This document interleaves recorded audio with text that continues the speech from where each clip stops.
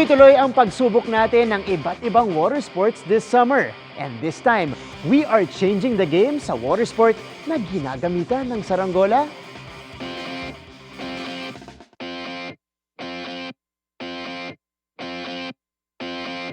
Wakeboarding, check. Jet ski, done. Windsurfing, yes sir. Craving for more water sport adventure? Hindi ako hindi dyan dahil today, game tayo for a crash course in kiteboarding. Basta may harness, board, at syempre, ang ating saranggola o kite with just the right wind condition. We're all good to go! Isang uri ng extreme water sport ang kiteboarding. Ang magtuturo sa atin ng kiteboarding basics. Walang iba kundi si Jay Ortiz, ang president ng Philippine Kiteboarding Association.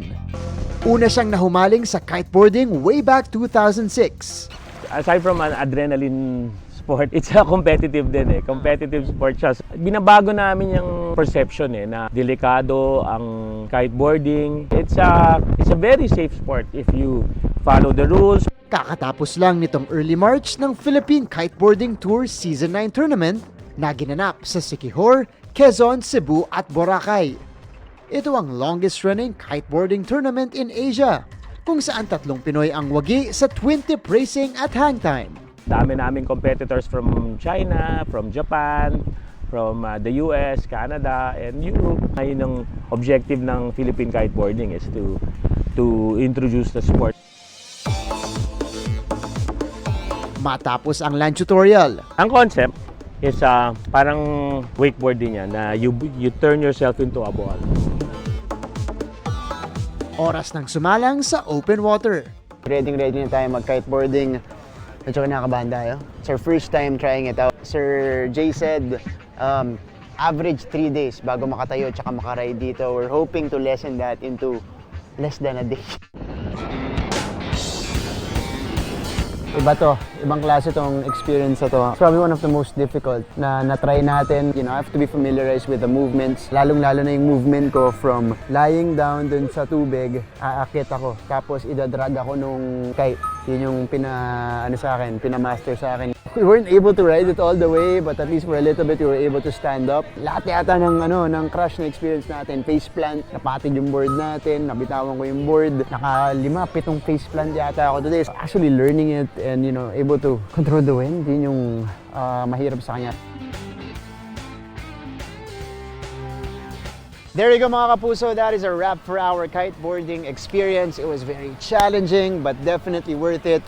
Would recommend it 10 out of 10 sa lahat po ng gustong sumubok nito, especially ngayong papalapit na summer season. Para sa GMA Integrated News, ako si Martin Javier, changing the game! Sinampahan na po ng reklamo sa Justice Department ang vlogger at negosyanteng si Yexel Sebastian. Kasunod yan ang sumbong ng mga nabiktima umano niya sa isang junket investment scam. Nakatutok si John Consulta. Bit-bit ang kanilang mga dokumento. Sinampahan na ng reklamo ng 30 biktima umano at ng National Bureau of Investigation si Yexel Sebastian sa Department of Justice. Para yan sa paglabag umano sa Syndicated Estafa at Securities and Regulation Code. Milyong-milyong piso raw kasi ang natangay ng online personality sa kanila noong 2023 sa isang junket investment scam. Ang chef sa barko na si Mike nag-invest umano ng 700,000 piso. Matapos siyang pakitaan ni Sebastian ng limpak-limpak na pera, mga bagong biling sasakyan at buwan ng 5% kita. Nang magkaroon na raw ng problema sa investment, sinubukan pa raw silang papirmahin ni Sebastian sa isang bagong kontrata pero di sila pumayag. Kikitain do sa 700,000 which is 35,000 nga pong kikitain ko po which is monthly for the whole year based sa kontrata po. Tapos nga po after the contract nga po ibabalik po nila yung 700,000. Ano po yung guaranteed na maisosole at maibabalik yung pera namin, which is ang sabi niya sa amin, yung mga ari-arian na pinapakita niya sa amin, ibebenta daw po nila yung mga ibang toys nila hanggang mabuo yung pera, parang paunti-unti, pero nangyari nga po is nagtago po sila. Bukod sa walang secondary permit, sa Security and Exchange Commission o SEC, pinapirma ang mga investor ng loan agreement para palabasing utang at hindi investment ang kanilang perang ibinigay sa grupo. Pero ayon sa NBI, hindi ito magagamit ni Sebastian para makaiwas sa criminal liability. We are being sustained by the definition of securities under the revised Securities Regulations Code na ang any evidence of indebtedness is also a form of security or evidence of security. So dahil dito maliwanag na may na-commit talaga na syndicated estafa. Hindi kunwari investment ang tinanggap, kundi gumawa ng pagkakautang ang kumpanya sa mga tao na kanilang nabiktima. Sa dami ng complainant, hinati ng NBI sa 3 batch ang pagkasampa ng kaso. Kung isasama ang ibang batch, aabot daw sa 50 bilyong piso ang natangay sa mga biktima. Na bukod sa mga OFW at empleyado, ay meron ding mga politiko, celebrities at negosyante. Hahabulin daw siya at ang mga kasama kahit nasa ibang bansa. Ang amounts na involved dito, from the last time we had a computation, umaabot na yata ng 50 billion pesos. We will be utilizing that process of the law para maaresto sila. We will also be filing a potential case of violation of the Anti-Money Laundering Act.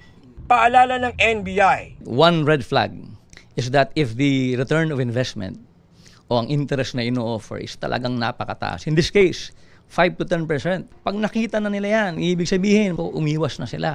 sinusubukan pa namin makuha ang panig ni Excel Sebastian. Pero sa mga post ni Excel Sebastian, sinabi nito na biktima lang din daw siya dahil nag-invest din lang siya tulad ng mga complainant. Para sa GMA Integrated News, John Consulta, nakatutok, 24 oras. Tita Mel, Vicky, Emil, and sa lahat ng nasa loob ng studio, sa lahat ng bumubuo ng 24 oras, happy 20th anniversary. Happy 20th anniversary, 24 oras. Congratulations sa inyo and more power sa lahat-lahat na bumubuo ng 24 oras. Nakatutok 24 oras. Marapit na po ako mag-chika minute. Ready na po ako. God bless everybody! Sa lahat ng bumubuo ng 24 oras, happy anniversary and maraming salamat sa inyong serbisyo. Kayo ang number 1. Sa patuloy na pagsuyod sa Pogo Hub sa Tarlac, nadiskubre ang ilang gamit na para umano sa iba't ibang uri ng scam. Sabay niyan, ininkwesta rin ng ilang dayuhan na nanakit at nagkulong umano sa 2 Pogo worker. Nakatutok si Salima Refran. Sa unang tingin, isang magarang office complex ang Sunyuan Technology sa Bamban, Tarlac na sinalakay kamakailan ng Presidential Anti-Organized Crime Commission o PAOK. Pero ayon sa PAOK, sa loob ng malawak at modernong Pogo Hub, nakakubli ang operasyon ng iba't ibang modus, gaya ng love scam, cryptocurrency scam at pati human trafficking. Sa pagpapatuloy ng pagsuyod sa compound, nadiskubre sa isang barracks ang daang-daang cellphones at iba't ibang gadgets, pati SIM cards. Maraming mga cellphones, siguro mga daan-daan na cellphone sa makikita mo dyan na nakakabit, mga SIM cards naman na puro fake ang identities. Yeah, love scam, romance scam, yung task scams, at cryptocurrency scams. Nadiskubre rin ng studio na may mga equipment pati mga wig na ginagamit umano sa love scam. Ayon sa isang Malaysian national na kasama sa mga ni-rescue mula sa compound, kabilang siya sa illegal umanong pinagtrabaho sa kumpanya sa pamamagitan ng love scam. I already love and then it's already continue the relationship by maybe the boyfriends, girlfriends, and then personal how much them have. Yeah, like first maybe top up for 50K. Halos 40 sasakyan rin ang na-recover na ginagamit raw sa mga illegal na aktibidad. Pinagpapalit-palit nila yung plaka. Obviously, may mga ginagawang kalokohan ito, so lalo namin lalaliman yung investigasyon. Samantala, i-inquest na ang 5 Chinese, 2 Vietnamese at 1 Pinay para sa serious illegal detention at human trafficking. Matapos iturong nasa likod ng pananakit at pagkulong sa 2 Pogo worker na naging mitsa raw para isagawa ang raid. Laban sa Pilipinang ito. Itinuro siya bilang isa sa mga recruiter ng guise of recruiting them for legitimate work. Pagpunta rito, pinapersa pala yung mga taong ito na maging scammers. Samantala, subject ng follow-up operation sa mga Vietnamese na nagpaparescue rin sa nasabing Pogo Hub. Meron pa kasi kaming hinahanap ng mga foreign nationals na supposed to be re-rescue namin on the first day, ano. Kaya lang, hindi namin nakita. Malamang ito tinakas ito. Dahil alam nila ito nga yung magbabaon sa kanila. Kapuna-puna namang may nakapaskil sa admin building na pahayag mula sa management noong Pebrero na pinabubulaanan ang isa umanong insidente ng torture sa kumpanya. Napag-alaman namang lahat ng mga empleyado sa Pogo ay walang OGEL o Offshore Gaming Employee License. Lahat po sila illegal na nagtatrabaho sa Pogong ito. Samantala, nagsimula ng magpauwi ng ilang mga Pilipinong napag-alamang hindi sangkot sa umano'y scam hub. Para sa GMA Integrated News, Salima Rafra, nakatutok, 24 oras. Tumugon na ang kampo ni Pastor Apollo Kibuloy sa inihain sa kanyang show cause order ng Senado. Kasunod yan nang hindi niya pagsipot sa mga pagdinig kaugnay sa umunoy pang-abuso niya sa ilang miyembro ng kanyang religious group. Gate ng kampo ni Kibuloy, wala nang saysayang pagdalo ng pastor sa mga pagdinig dahil tila hinatulan na umano siyang guilty sa krimen. Hihintayin daw ng kampo ang magiging tugon ng Senado bago gumawa ng susunod na hakbang. Si Senador Riza Ontiveros, hihilingin na raw kay Senate President Juan Miguel Zubiri na aprubahan ng warrant of arrest laban kay Kibuloy. Samantala, sa kaso naman ng umunoy paglabag sa prangkisa ng SMNI, epektibo na simula sa Lunes ang contempt order ng Kamara laban kay Kibuloy na hindi rin sumipot sa pag-iimbestigan nila sa issue. Paso na raw kasi ang 3 araw na palugit na hiniling ni Attorney Ferdinand Topacio para makausap ang pastor. Sabi naman ni Topacio, nakikipag-ugnayan na siya sa komite ng Kamara. Kaugnay ng pangakong iuulat ang resulta ng pakikipag-usap niya sa pastor.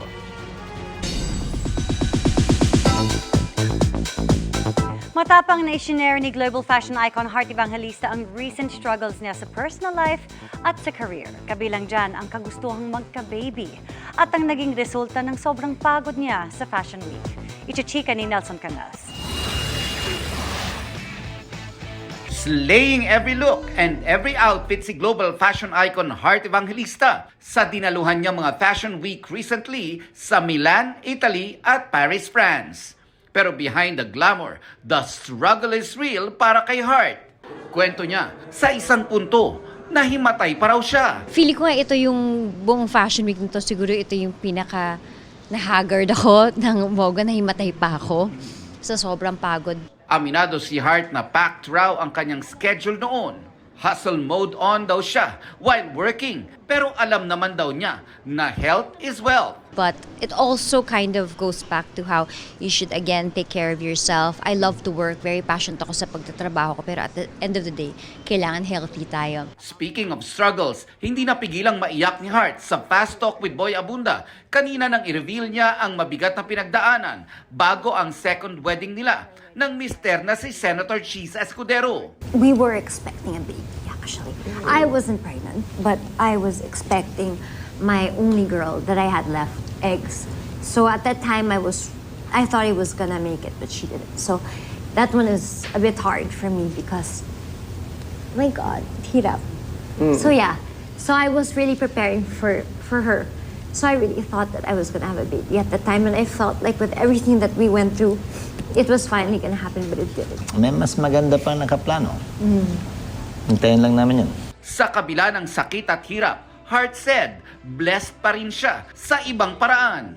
Naniniwala si Heart na ang buhay may igaganda lagi tulad ng relationship nila ni Senator Cheese. As you mature in marriage, parang you really value your relationship, your partnership. Everything is good kasi bago naman kami magpakasal for the very first time, I was very sure that he was the one that I really wanted to spend my life with, whether wherever life takes me as you grow as a person, siya talaga yun. Sa ngayon, contented na raw si Heart at na-excite raw siya sa surprises na ibinibigay ng buhay sa kanya.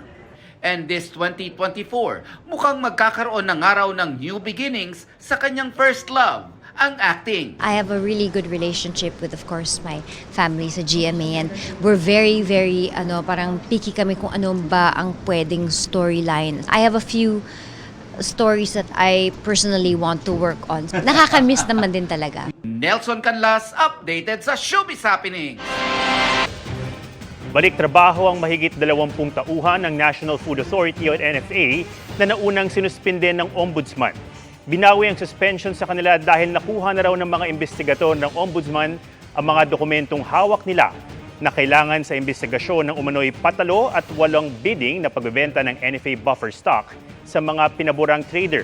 Matatanggap din nila ang sahod para sa mga panahong suspendido sila. Gayunman, patuloy na gumugulong ang investigasyon ayon sa Ombudsman. Ikinatuwa naman ng Agriculture Department ang desisyon. Sinagot ni Pangulong Bongbong Marcos ang bagong pahayag ng China na nanggugulo raw ang Pilipinas sa patuloy nitong paglalabas ng isyu kaugnay sa West Philippine Sea. I don't know of any instance where the Philippines has instigated anything. survey po na tumaas po hindi pong trust rating. Kasunod yan ang pagtalakay sa isyu ng West Philippine Sea sa Berlin, Germany na naunang binisita ng Pangulo. Napag-usapan din yan sa kanyang state visit sa Czech Republic. Sa kanyang pakikipag-usap sa Pangulo ng Czech Republic, sinabi niyang may pagkakahawig ang isyu ng Ukraine at Russia sa nangyayari ngayon sa pagitan ng Pilipinas at China sa West Philippine Sea. Sa pagpapatuloy naman ng kanyang pagbisita roon, 3 kasunduan ang pinirmahan ng Pilipinas at Czech Republic. Huling aktibidad ng Pangulo ang pakikipagkita niya sa Filipino community roon bago tumulak pabalik sa Pilipinas ngayong gabi. Samantala, sakaling lumusot sa Kamara ang isinusulong na economic charter change, hindi pa rin daw ito pwedeng questionin sa Korte Suprema. Ayon po yan sa isang retired justice. Ang ilang grupo naman susubok daw muli sa pagsulong ng Chacha sa pamamagitan ng People's Initiative. Nakatutok si Tina Panganiban Perez. Ilang grupo na ang nagpahiwatig na kukwestiyonin nila sa Korte Suprema ang economic charter change kapag lumusot ito sa Kongreso. Sa Kamara, nakatakdang isa lang sa ikatlo tuling pagbasa ang RBH 7 sa susunod na linggo, habang nasa komite pa sa Senado ang RBH 6. Pero sabi ng isang dating mahistrado ng Korte Suprema, hindi pa pwedeng iakyat doon ang issue kung Kamara pa lang ang nag-aproba rito. It has to be approved by both houses. Kaya ang ilang grupong nagsusulong sa People's Initiative patuloy na nangangalap ng pirma. From what I understand from the groups, they haven't actually stopped. So they're still collecting signatures as we speak. It could become moot and academic if Congress comes together and, votes and passes these resolutions. And ultimately, if they will agree to mandate a constitutional convention. Pero sakaling hindi lumusot sa Kongreso ang economic chacha, susubok daw ulit ang mga grupong pabor sa charter change. I understand they'll continue.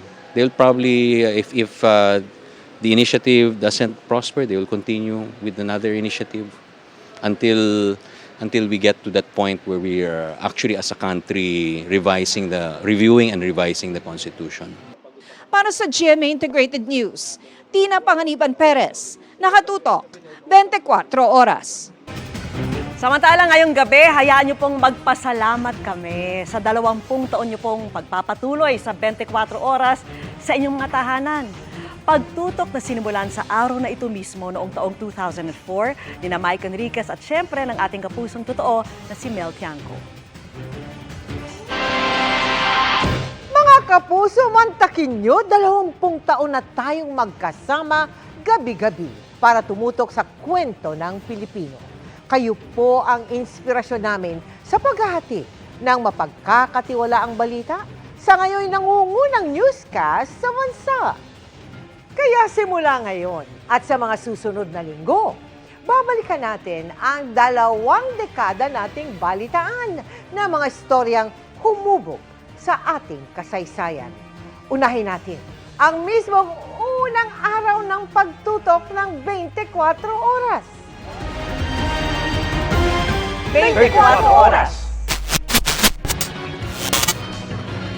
20 taon nang tumatatak ang gabi-gabing pagbabalita. Mula sa GMA Network Center, narito ang pinakarespetado, pinakapinagkakatiwalaan, Mel Tiangco, Mike Enriquez. Magandang gabi po. Ito ang 24 oras. Dahil hindi natutulog ang balita. Nilinaw ngayon ni Vice. Magandang gabi po. Ang ideya na pagtambalin sina Mel Tiangco ng nooy primetime newscast na Front Page. Front Page. Mga kaibigan, hindi lang po piyesta At Mike Enriquez ng late night newscast na Saksi. Galing kay GMA Chairman Felipe L. Gozon. Ako talaga nakaisip niyan. Sinuggest ko yon At salamat sa Panginoon at tinanggap naman ng mga manonood. Nagustuhan.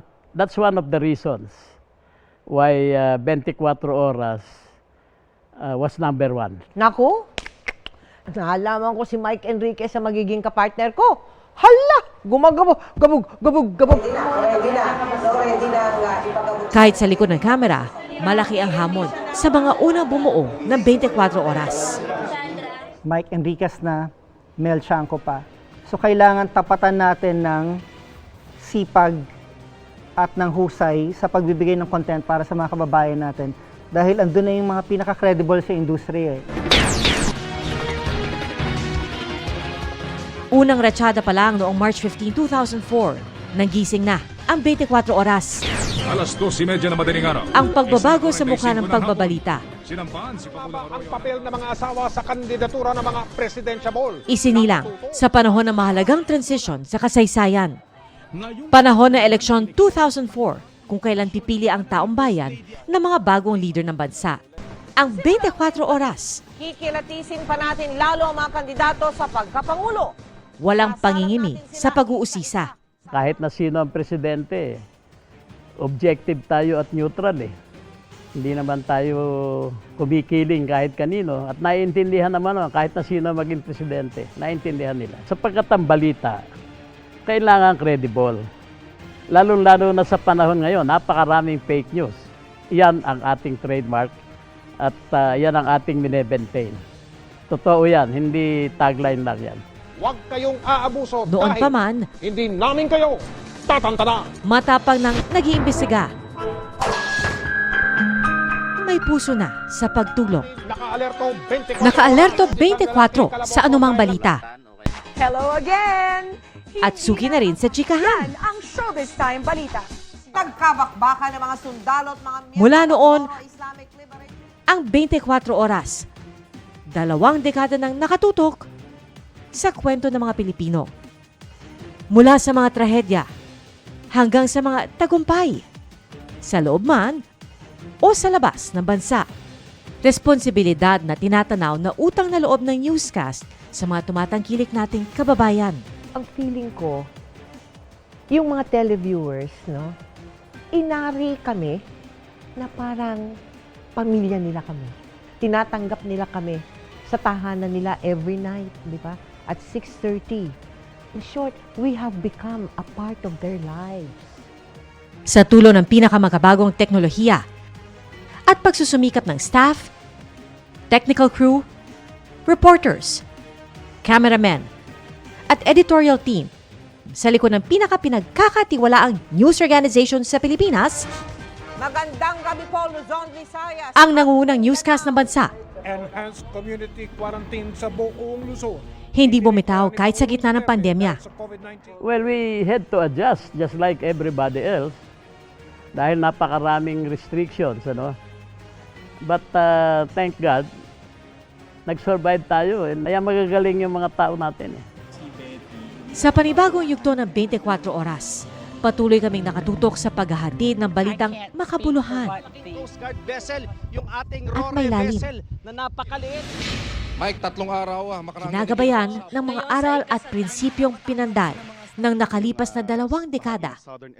Para yan sa mas malaking misyon at mas malawak na paglilingkod sa bayan ng GMA Integrated News, ang News Authority ng Pilipino. Ang reach natin ang pinakamalawak at ang clarity ng ating signal ay walang kaparis at this point.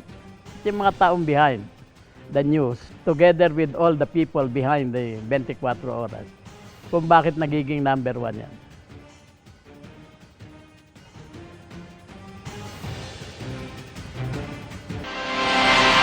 Mga kapuso, mula po sa lahat ng bumubuo at naging bahagi po ng 24 Oras, mapaharap o likod ng kamera, taus-puso ang aming pasasalamat sa inyong 2 dekada ng pagtutok sa amin. Kasama riyan si Atom Araulio na naging segment host din noong kanyang kabataan. Bata pa naman Nax. Wow ha, Atom, ikaw ba talaga yan? Wala rin bigote. Ito. Isang karangalan maging bahagi ng kwento ng 24. Ba, yan. At ang hairdo mo talagang Action man na action man ng Ang kapal peg. ng gilid pa. At yan po ang mga balita ngayong Biyernes. Ako po si Vicky Morales. Ako naman si Ato Maraulio para sa mas malaking misyon. Para sa mas malawak na paglilingkod sa bayan. Ako po si Emil Sumangil. Mula po sa GMA Integrated News, ang News Authority ng Pilipino, nakatuto kami 24 oras.